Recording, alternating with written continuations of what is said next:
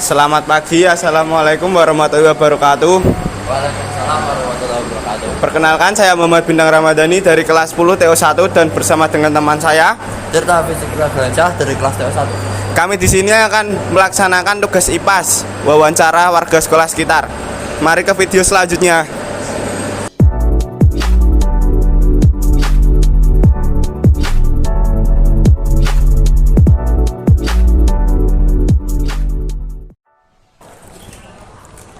Halo, kembali lagi bersama Tirta Fisik Ragansyah dan teman saya Muhammad Bintang Ramadhani. Di sini kami akan mewawancarai salah satu siswa SMK 4 Semarang. Mari ikuti kami.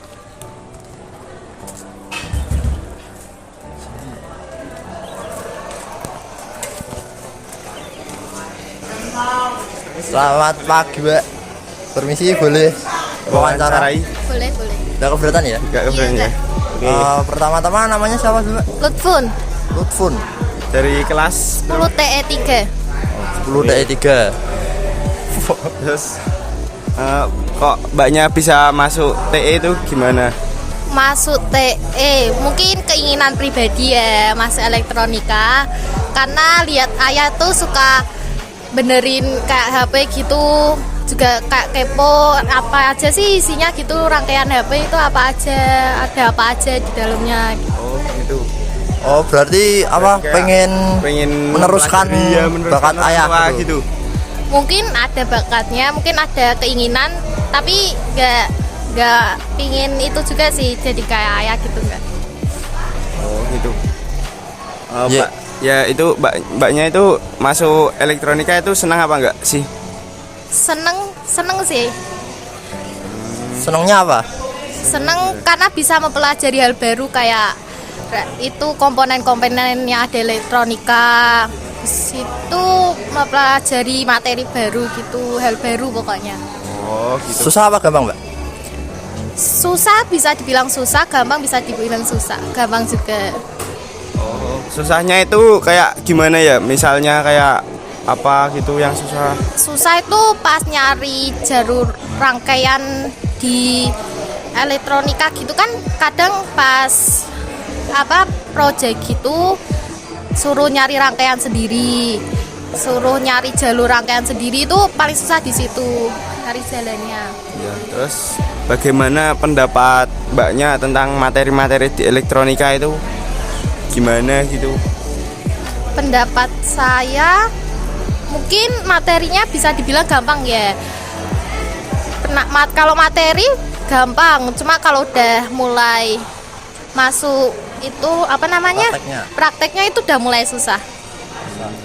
Terus bagaimana cara mbaknya menanggapi kalau ada materi yang nggak bisa atau kesusahan gitu? Kalau pertama saya tanya guru, tapi kalau misalnya gurunya lagi nggak ada atau pergi, tanya teman yang paham sama materinya itu. Oh gitu. Jadi tanya ke temennya tuh bisa apa aja ya materinya? Contohnya kayak apa gitu kalau tanya ke teman? Kalau mungkin hitung-hitungan ya, hitung-hitungan kadang gurunya jelasinnya terlalu cepat gitu, saya nggak paham. Jadi saya tanya temen yang paham gimana cara ngitungnya gitu. Walah. Oke. Oke. Berarti kayak ngitung hambatan, hitung. Oh gitu. Sudah. Lagi. Bagaimana? Gak bisa pertanyaan mas. Oke ya, terima kasih. Sekian dari Mbak siapa tadi? siapa? Lutfun. Terima kasih ya, Mbak. Terima kasih ya Mbak. Ya. Lanjut ke narasumber berikutnya.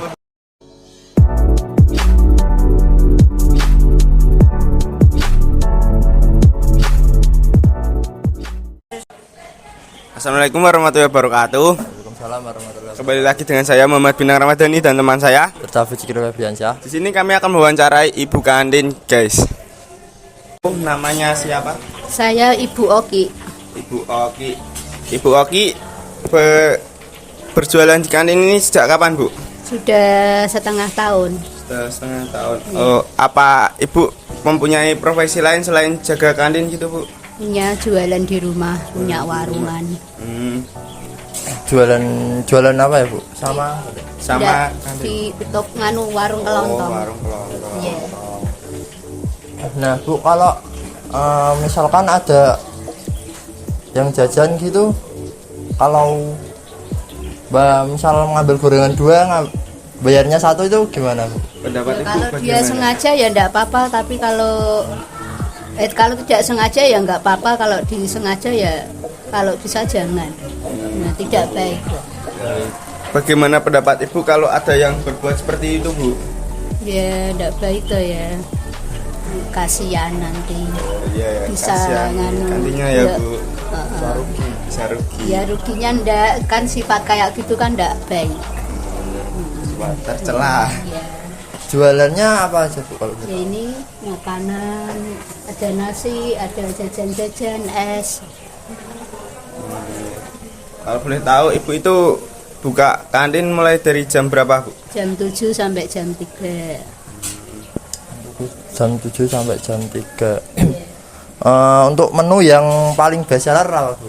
Yang paling Paling laris, di, Ya, ya, laris. disukai siswa-siswa, Bu. nasi telur. Nasi Ya, telur. sama gorengan itu.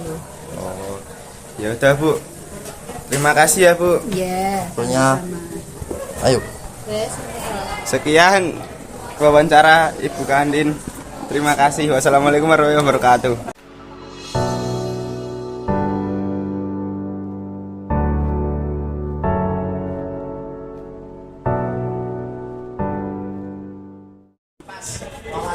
Halo, kembali lagi bersama saya Cerita Fisika Belanja. Saya Muhammad Binang Ramadhani, Kali ini kita akan mewawancarai seorang guru PPL PPL di di perpustakaan. perpustakaan. Mari ikuti kami. Assalamualaikum.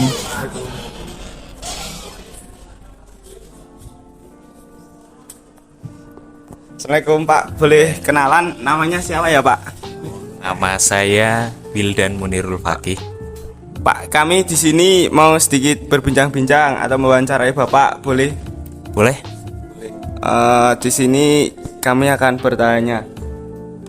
Bapak, sebelumnya PPL dari mana? Saya dari Ubgris PPL PPG Prajabatan tahun 2022. Tahun 2022. Mengampu kelas berapa aja, Bapak? Di SMK 4 ini saya dikasih tugas oleh Bu Minumi Wening. Saya mengampu kelas 10 TO2 dan 10 TO1 maaf, dan 11 DKV 2. Dua. Berarti cuma 2. Cuman 2 kelas ya, Pak? Bapak mengajar di SMK 4 ini sudah berapa lama, Pak? Terhitung saya kurang lebih hampir 3 bulan. Saya masuk ke SMK 4 itu penerjunan awal Januari tahun 2023. Begitu. Bapak di sini mengampu mata pelajaran apa, Pak? Saya mengampu pelajaran bahasa Inggris. Seperti itu. Bahasa Inggris saja. Ya, saya hanya bahasa Inggris. Contoh materi yang diberikan untuk bahasa Inggris itu seperti apa, Pak? Ya, untuk kelas 10 itu saya kemarin materi yang saya ajarkan yaitu descriptive text. Kemudian untuk kelas 11 itu lebih banyak saya mengajar atau kasih materi tentang fase F6 itu kalau di modul. Nah, itu berhubungan dengan tekstual. Jadi mengajar untuk kelas 11 itu fokusnya ada explanation text, analytical exposition, sama hortatory. Jadi porsinya untuk kelas 11 lumayan banyak seperti itu. Oh, seperti itu. Itu, Pak, bagaimana Bapak menanggapi siswa yang kurang mendengarkan materi saat Bapak menjelaskan? Oh iya, kalau saya dari pandangan saya, siswa yang kurang mendengarkan, beri tanggapan saya. Ya, tanggapan Jadi Bapak. siswa pas saya mengajar ada sebagian yang tidak fokus saat saya mengajar. Ya, saya kasih himbauan seperti itu. Jadi supaya dia bisa fokus dulu. Kalau tidak, saya cenderung diam. Untuk apa? Berarti agar si siswa itu tahu, oh ternyata saya diam atau guru itu diam. Nah, dia akan merasa, oh ternyata mungkin saya mengganggu seperti itu. Jadi tanggapannya seperti itu. Kalau tanggapan Bapak kalau siswa yang misalkan jajan di jam pelajaran Di luar jam pelajaran gitu Pak, atau membolos pelajaran gitu, bagaimana tanggapannya? Dan apa yang Bapak lakukan agar mereka itu tidak mengulangi kesalahan itu lagi? Kalau saya kurang suka juga ya kalau pas jam pelajaran ternyata jajan. Tapi kalau izinnya mungkin ke toilet nggak masalah. Tapi kalau jajan ya kurang etis menurut saya karena Iya, masih jam karena pelajaran masih seperti pelajaran, itu. iya, Pak. Kalau sudah istirahat ya terserah. Nah, untuk saya sendiri misal kalau ketahuan misal ya dia ternyata jajan atau bolos jam pelajaran ya berarti harus siap konsekuensinya. Kalau saya tetap saya bukan punishment tapi ya lebih cenderung ke konsekuensi si anak. Berarti jika dia jajan berarti saat masuk ke kelas saya, nah mungkin saya akan tanyai beberapa pertanyaan, mungkin akan saya kasih refleksi tentang materinya. Saya akan tanyai materi yang sudah dipelajari tadi apakah dia paham atau tidak, karena dia berarti kan di situ sedikit menyepelekan materi yang diajarkan seperti itu. Bagaimana tanggapan Bapak jika anak tersebut yang diberi hukuman tadi tidak mengetahui apa-apa tentang materi yang diterangkan atau dijelaskan Bapak? Karena tugas bagi guru itu kan sebisa mungkin saat penyampaian materi itu diharapkan seluruh kelas itu paham. Nah, untuk anak-anak yang tidak paham, nah di sesi akhir pembelajaran pastinya saya akan mengulang lagi sedikit, mengulas materi sedikit yang sudah diajarkan agar tujuan pembelajaran itu pastinya tercapai. Nah, jadi untuk yang kurang fokus ternyata belum paham, nah saya akan mengulas lagi di situ pelajaran dari awal, dari basicnya seperti itu. Kalau masih belum paham ya boleh bertanya langsung kepada saya seperti itu. Tetap saya kasih refleksi di akhir untuk memahamkan anak tersebut. Oke, berarti diulas kembali ya Pak? Iya, berarti saya mengulas kembali materinya. Sebelum jam itu berakhir, saya harus mengulas kembali biar seluruh kelas itu ya saya harapkan paham materinya seperti itu. Oke, terima kasih Pak atas Terima kasih, Pak, waktunya. atas waktunya. Iya. Sekian Wawancara kami bersama guru PPL dengan Pak Pak Wildan. Wildan. Terima kasih. Assalamualaikum warahmatullahi wabarakatuh.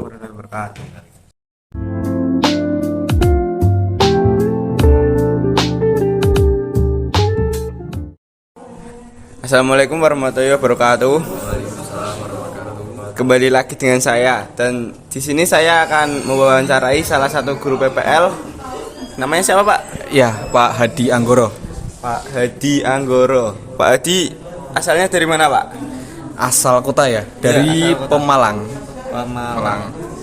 Pemalang itu Pekalongan, terus Pemalang, Tegal. Nah, itu. Bapak di sini itu mengampu pelajaran apa Pak? Bahasa Indonesia. Bahasa Indonesia. Untuk materinya apa saja? Materinya, nah ini kan saya di SIM kampanye ini ditugaskan untuk PPL, PPG. Jadi ini di kelas 10 dan kelas 11, tapi lebih intens ke kelas 10 karena yang sudah menggunakan kurikulum Merdeka. Jadi termasuk ngajar kelas kalian juga, di kelas jurusan lain pun yang sudah menggunakan itu kurikulum Merdeka itu. Kurikulum Merdeka. Kalau boleh tahu mengajar kelas apa aja? Kelas 10 animasi, 10 TE3 sama TO1. Itu yang kelas 10. Itu Pak, contoh materi yang diberikan Pak Hadi selama mengajar itu apa Pak di kelas 10? Kelas 10 itu ini kan sistemnya blok. Itu ada materi teks negosiasi, teks biografi sama teks puisi. 3 materi itu. Dari 3 bulan sekitarnya. 3 bulan. Bapak di sini udah berapa bulan? Ini bulan terakhir. Jadi ini kemungkinan penarikan tanggal 27 Maret. Jadi ini hampir selesai sih. Nanti juga kemungkinan bisa kembali lagi ke sini atau nanti bisa pindah sekolah begitu. Ada rencana ngajar di sini secara permanen apa enggak? Iya, tetap sih kalau untuk pengen ya tetap pengen karena kan sudah kenal dari kultur sekolahnya dengan guru, dengan ya kalian teman-teman semua udah kenal nih. Jadi ya harapan besar ya kesini lagi sih gitu. Itu Pak, bagaimana Bapak bagaimana Bapak menyikapi siswa yang tidak memahami materi yang Bapak berikan? Sebenarnya itu semua siswa itu sama sebenarnya, tinggal bagaimana kita melakukan pendekatan ke mereka nih, cara penyampaian materi, cara kita komunikasi ke setiap siswa itu. Nah, itu bagaimana cara kita mendekati ini gitu. Sebenarnya untungnya kan kita di SMK kan usia-usia yang sudah sudah bernalar tinggi, jadi tidak perlu menjelaskan materi-materi dasar, itu udah tinggal mengembangkan. Paling itu aja kalau di SMK. Kalau misalkan ada anak yang nakal itu gimana Pak? Gimana menyikapinya Pak? Menyikapinya ya karena gini, kalau nakal sih kalau tanda kutipnya masih wajar sih nggak apa-apa, karena nakal itu adalah salah satu tahap proses di seorang sih. Bapak juga pernah nakal, jadi mewajari asalkan masih tanda kutip masih hal yang tidak keluar dari zona-zona yang keluar hukum ataupun yang batas agama lah, seperti itu masih wajar. Oke. Terus bagaimana tanggapan Bapak jika ada siswa yang membolos atau pergi ke kantin saat materi pembelajaran Bapak?